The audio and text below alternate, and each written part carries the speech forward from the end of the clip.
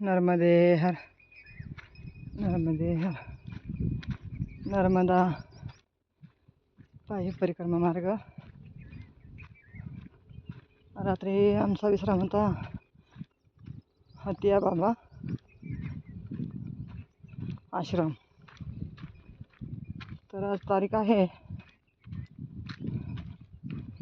दिनांक 18/3/25 आणि आता आम्ही सकाळ सकाळ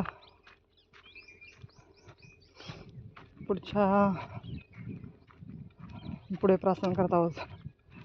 आज आमचा परिक्रमेचा दिवस आहे 108. तर व्हिडिओ करण्यापूर्वी मी सांगून जाईल की आम्ही परिक्रमा उचलली असताना कुठला मार्ग नाही, कुठलं पुस्तक नाही, काहीच नाही आमच्याकडे. फक्त 4-5 वाजले की पुढे विचारायचं, बाबा आगे आश्रम कितना दूर आहे. मग तो अंदाज बघायचा आणि पुढे 5-5:30-6च्या दरम्यान थांबून घ्यायचं आश्रमावरती. मग संध्याकाळी आपलं आरती भोजन वगैरे झालं की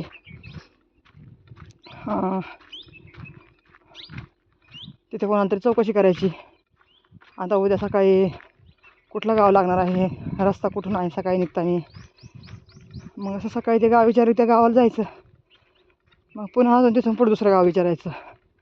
मग असे करून करून आम्ही अशी परिक्रमा पूर्णत्वास आणलेली आहे.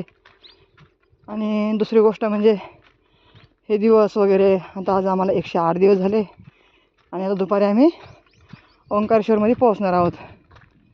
17 किलोमीटर आहे आम्हाला ओंकारेश्वर. तर मायाने हे सगळं आमच्याकडून सहज करून घेतलं. आणि लोकांना कुणाला कसा त्रास होतो, काय होतं, कोणी पडतं, आपडतं, धोपडतं, काहीतरी असं अडीअडचणी, अडथळे असं होतं. पण आम्हाला असलं काही कुठलं मायाने काही होऊ दिलं नाही आणि पूर्ण आम्हाला असं लहान लेकरासारखं अगदी सांभाळून आणलं आणि कुशीत घेतलं. तर असं आज आम्हाला 108 दिवस झाले परिक्रमेला.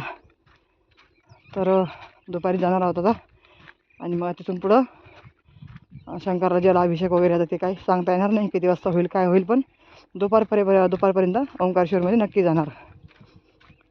तर अशी आमची परिक्रमा झालेली आहे. तर वाटेने एक मला सांगायचं म्हणजे एक जण याचे नेवाशीचे लोक होते आमच्यासोबत. आम्ही 8 दिवस सोबत चाललो आणि असंच त्यांना घरून फोन आला. म्हणजे मायाला अडथळा आणायचा म्हणजे बघा तिचं किती आश्चर्य आहे. कोणाकडून जर नसन करून घ्यायची तर ती काही पण करते. हे काय सगळं आपण फक्त निमित्त आहे. तीच त्या माणसाला बुद्धी देणारी, असं खोटं नाटं बोलायला लावणारी, सगळं काही करणारी माया असते. मग त्या माणसाने त्यांच्या घरच्या लोकांनी, एक बाजूला बाई आहे त्या बाईने फोन केला, तुमची आई खूप सिरियस आहे आणि असं आहे, तुम्हाला त्याच्यात यावं लागेल. मग त्या लोकांनी पाठीमागे एक काय त्या गावाचं नाव आठवणार नाही मला. तर असं मी सकाळी 10 वाजता नाश्ता केला, बालभोग वगैरे, आणि त्यांना फोन आला. तर गेले ते लोक तिथून नेमावर वगैरे असं आवली घाट. मग बसने गेले कसे गेले माहीत नाही. पण नेमावरला येत असताना त्यांना मागून फोन आला. म्हणजे ते 200-300 किलोमीटर त्यांचा प्रवास झाला.